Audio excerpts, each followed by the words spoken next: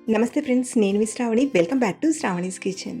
ఈరోజు మన కిచెన్లో మృదువైన కమ్మని ఇడ్లీలను, అది కూడా బియ్యంతో ఎలా చేయాలో చూపించబోతున్నానండి.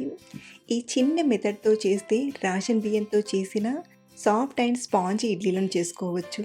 డెఫినెట్గా ట్రై చేయాల్సిన రెసిపీ అండి. మీరు ఒక్కసారి ట్రై చేశారంటే ఇడ్లీ రవ్వ కొనడం వేస్ట్ అనిపిస్తుంది. అంత బాగుంటాయండి ఇడ్లీలు. అలాగే ఇందులోకి మంచి టేస్టీగా చట్నీని కూడా చూపించబోతున్నానండి. ఈ చట్నీ టేస్ట్ ఏ బ్రేక్ఫాస్ట్‌లోకైనా చాలా చాలా బావుంటుంది. మరి ఆలస్యం చేయకుండా సాఫ్ట్ ఇడ్లీలను, కమ్మని చట్నీని ఎలా చేయాలో ఇప్పుడు చూసేద్దాం రండి. ముందుగా ఇడ్లీ పిండి కోసం బియ్యం పప్పు తీసుకొని కడిగి నానబెడదాం. ఒక గిన్నెలోకి 1 కప్పు మినపప్పును తీసుకోండి. ఇందులోనే 1 టీ స్పూన్ మెంతులను తీసుకొని ఒక 2, 3 సార్లు బాగా కడిగి మళ్ళీ ఇలా మంచినీళ్ళను తీసుకొని పక్కనుంచండి. ఇంకొక గిన్నెలోకి ఒక 3 కప్పుల బియ్యం తీసుకోండి. ఇక్కడ నేను రేషన్ బియ్యం వాడుతున్నాను. మీరు ఈ ప్లేస్‌లో ఇంట్లో వాడే బియ్యమైనా తీసుకోవచ్చు, లేదా ఇడ్లీ రైస్‌నైనా వాడొచ్చు. సో ఇలా తీసుకున్న బియ్యాన్ని కూడా బాగా కడిగి మళ్ళీ ఇలా మంచినీళ్ళను తీసుకొని బియ్యం పప్పును ఇలా సపరేట్‌గా 4, 5 గంటలు నానబెట్టండి. సో బియ్యం పప్పు నానేలోగా ఈ గ్యాప్‌లో చట్నీ ప్రాసెస్‌ని చూపిస్తానండి. మీరు మాత్రం ఇడ్లీ ఉడికేటప్పుడు మరో పక్కన చట్నీ చేసుకుంటే సరిపోతుంది. స్టవ్ ఆన్ చేసి ప్యాన్లోకి 1 టేబుల్ స్పూన్ నూనెని తీసుకొని ఇందులోకి ఒక 3, 4 పచ్చిమిరపకాయలని తీసుకొని కొంచెం ఫ్రై చేయండి. ఇవిలా కాస్త ఫ్రై అయ్యాక ఇందులోనే సన్నగా తరిగిన ఒక ఉల్లిపాయ ముక్కల్ని తీసుకొని వీటిని కూడా బాగా ఫ్రై చేయండి. మనకు ఉల్లిపాయ అనేది చక్కగా ఫ్రై అయ్యి కొంచెం కలర్ అనేది మారాలి. ఇలా బాగా ఫ్రై అయ్యాక ఇందులోకి కొంచెం కరివేపాకును, అలాగే 2 రెబ్బల చింతపండును తీసుకొని బాగా ఫ్రై చేయండి. చూడండి, మనం వీటిని ఇలా మంచి కలర్ వచ్చేంత వరకు బాగా ఫ్రై చేయాలి. ఇప్పుడు స్టవ్ ఆఫ్ చేసేసి ఇవి కొంచెం చల్లారాక మిక్సీ గిన్నెలోకి తీసుకుందాం.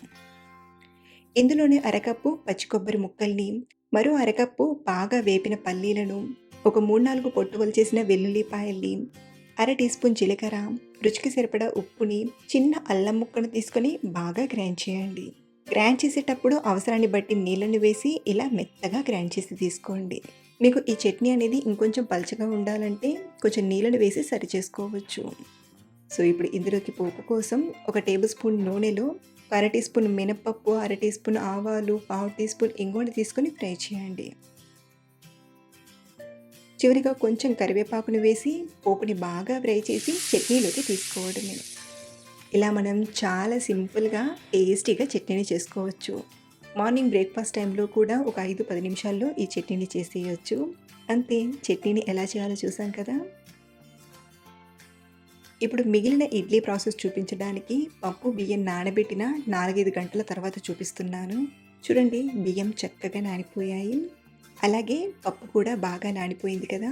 ఇలా పప్పు, బియ్యం బాగా నానాక వీటిని గ్రైండ్ చేయడానికి ముందుగా ఒక గిన్నెలోకి అరకప్పు అటుకులను తీసుకొని కడిగి కొంచెం నీళ్ళను వేసి ఒక 5 నిమిషాలు నానబెట్టామంటే అటుకులు మెత్తగా నానతాయి. సో ఇలా అటుకులను కడిగి తీసుకున్నాక ఒక 5 నిమిషాలు వీటిని పక్కన ఉంచండి. ఇప్పుడు పప్పుని గ్రైండ్ చేయడానికి ఇలా చిన్న మిక్సీ గిన్నెని తీసుకోండి. మనం ఇలా చిన్న మిక్సీ గిన్నెలో పప్పుని గ్రైండ్ చేస్తే చాలా మెత్తగా నలుగుతుంది. అలాగే ఇడ్లీలు కూడా చాలా మెత్తగా వస్తాయి. కాబట్టి మీరు పప్పుని గ్రైండ్ చేసేటప్పుడు పెద్ద మిక్సీ గిన్నె కాకుండా ఇలా చిన్న మిక్సీ గిన్నెలోనే కొంచెం కొంచెంగా పప్పును తీసుకుంటూ సరిపడన్ని నీళ్ళని వేసి మెత్తగా గ్రైండ్ చేయండి. నేను తీసుకున్న మినపప్పు అనేది ఈ మిక్సీ గిన్నెలో బాగా సరిపోయింది. కొంచెం నీళ్ళను సరిపడా వేసి ఇలా మెత్తగా రుబ్బి తీసుకోండి. ఆటకలా ఇలా వీలైనంత వరకు మెత్తగా రుబ్బాలి. మనం ఈ మినపప్పుని ఎంత బాగా రుబ్బుతామో అంత బాగా వస్తాయి ఇడ్లీలు. మీరు కూడా ఇంట్లో ఇడ్లీలు చేసేటప్పుడు ఇలా వీలైనంత వరకు మెత్తగా రుబ్బి తీసుకోండి. సో ఇలా రుబ్బిన ఈ పప్పు పిండిని ఒక గిన్నెలోకి తీసుకుందాం. మళ్ళీ ఇదే మిక్సీ గిన్నెలోకి మీరు కావాలంటే ఈ టైంలో పెద్ద మిక్సీ గిన్నెను వాడచ్చు. బట్ నేను ఇందులోనే చేస్తున్నాను. మీరు తొందరగా గ్రైండ్ చేయాలంటే ఈ టైంలో పెద్ద మిక్సీ గిన్నెను తీసుకోవచ్చు. ముందుగా మనం నానబెట్టిన అటుకులను, సరిపడా నానబెట్టిన బియ్యాన్ని తీసుకొని లైట్గా నీళ్ళని వేసి కొంచెం బరకగా గ్రైండ్ చేసి తీసుకోండి. మనకు సన్నటి రవ అనేది ఎలా ఉంటుందో అచ్చం అదే కన్సిస్టెన్సీలో ఇలా గ్రైండ్ చేసి తీసుకోవాలి. మరీ లావుగా పట్టద్దు, అలానే మరీ కాటుకలా కూడా పట్టద్దు. కొంచెం లైట్గా సన్నటి రవలా తెలిసేలా ఇలా రుబ్బి తీసుకోండి. ఇలాగే మిగిలిన బియ్యాన్ని కూడా గ్రైండ్ చేసుకుంటూ గిన్నెలోకి తీసుకోండి. మొత్తానికి ఇలా పప్పు, బియ్యం అన్నీ గ్రైండ్ చేసి గిన్నెలోకి తీసుకున్నాక ఇక్కడ ఒక టిప్ చెప్తానండి. ఈ టిప్‌ని ఫాలో అవ్వడం వలన మీరు చాలా ఈజీగా సాఫ్ట్ ఇడ్లీలను చేసుకోవచ్చండి. అదేంటంటే ఇంకొక గిన్నెలోకి ఒక అరకప్పు గోధుమ రవ్వను తీసుకోండి. సన్నటి గోధుమ రవ్వ ఉంటుంది కదా!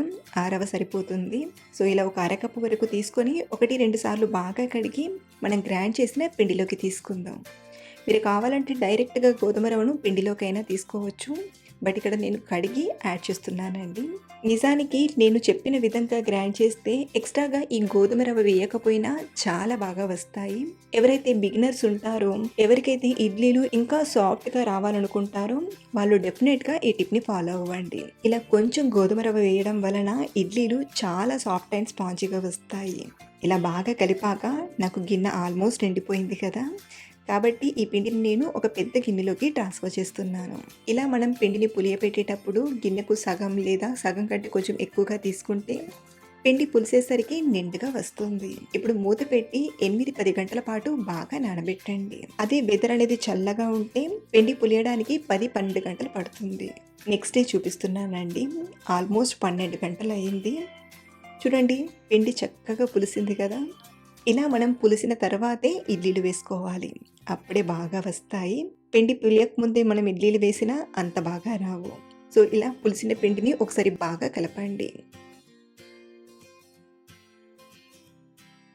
సో, ఇలా పులిసిన పిండిని ఒకసారి బాగా కలిపాక ఇప్పుడు ఇందులోకి రుచికి సరిపడా ఉప్పుని తీసుకొని బాగా కలపండి. మీరు కావాలంటే సరిపడా పిండిని ఇంకొక గిన్నెలోకి తీసుకొని అందులో ఉప్పు వేసి కలిపి మిగిలిన పిండిని ఫ్రిడ్జ్‌లో పెట్టుకొని ఒక 3, 4 రోజులు వాడుకోవచ్చు. అలాగే మనకు ఇడ్లీ పిండి కోసం కన్సిస్టెన్సీ కూడా ఇలాగే ఉండాలి. మరీ గట్టిగా ఉన్నా ఇడ్లీలు కూడా గట్టిగా వచ్చేస్తాయండి. ఇప్పుడు ఇడ్లీ ప్లేట్స్‌ని కొంచెం తడిపి తీసుకోండి. మీరు కావాలంటే కొంచెం నెయ్యిని గానీ లేదా ఆయిల్‌నైనా అప్లై చేసుకోవచ్చు. ఇప్పుడు దీనిలోకి మనం తయారు చేసిన ఇడ్లీ పిండిని అన్నిట్లోకి ఫిల్ చేసి పైన పెట్టి ఇడ్లీ ప్లేట్ అనేది ఈ 2 ఇడ్లీలకు మధ్యలో ఇడ్లీ వచ్చేలా ప్లేట్‌ని తీసుకోండి. మరో పక్కన ఇడ్లీ బౌల్‌లోకి నీళ్ళని తీసుకొని వేడి చేస్తున్నాను. ఇలా మరుగుతున్నప్పుడు మనం తీసుకున్న ఇడ్లీ స్టాండ్‌ని పెట్టి 10, 12 నిమిషాల పాటు మంటను మీడియం ఫ్లేమ్‌లో పెట్టి ఉడికించండి. 10, 12 నిమిషాలు అయ్యేసరికి మనకు ఇడ్లీలు చక్కగా ఉడికిపోతాయి. ఒక 10, 11 నిమిషాల తర్వాత స్టవ్ ఆఫ్ చేసేసి ఇడ్లీ మూతను కొంచెం తీసి ఇలా పెట్టండి. 5 నిమిషాల తర్వాత ఇడ్లీ గిన్నెను పక్కకు తీసుకొని ఇడ్లీ ప్లేట్స్ నుండి ఇడ్లీలను డిమోల్డ్ చేసుకుందాం. మీకు చూస్తేనే అర్థమైపోతుందండి మనం చేసిన ఇడ్లీలు ఎంత మృదువుగా వచ్చాయో. సో, ఇలా ఇడ్లీలను ఒక ప్లేట్‌లోకి తీసుకున్నాక మనం చేసిన చట్నీతో పాటు ఇంట్లో చేసిన పల్లి కారంతో సర్వ్ చేస్తున్నాను. ఇలా మనం రెస్టారెంట్‌కు మించిన రుచితో ఇంట్లోనే హ్యాపీగా, హెల్తీగా తినేయొచ్చు. మీరు కూడా ఇలా ఒకసారి ట్రై చేసి చూడండి. చాలా బాగా ఎంజాయ్ చేస్తారు. అలాగే మీరు ట్రై చేశాక మీకు ఎలా కుదిరాయో కింద కామెంట్‌లో చెప్పడం మర్చిపోవద్దు. మరిన్ని ఇలాంటి సింపుల్ అండ్ టేస్టీ రెసిపీస్ కోసం మన ఛానల్‌ని ఫాలో అవ్వండి. Thank you for watching.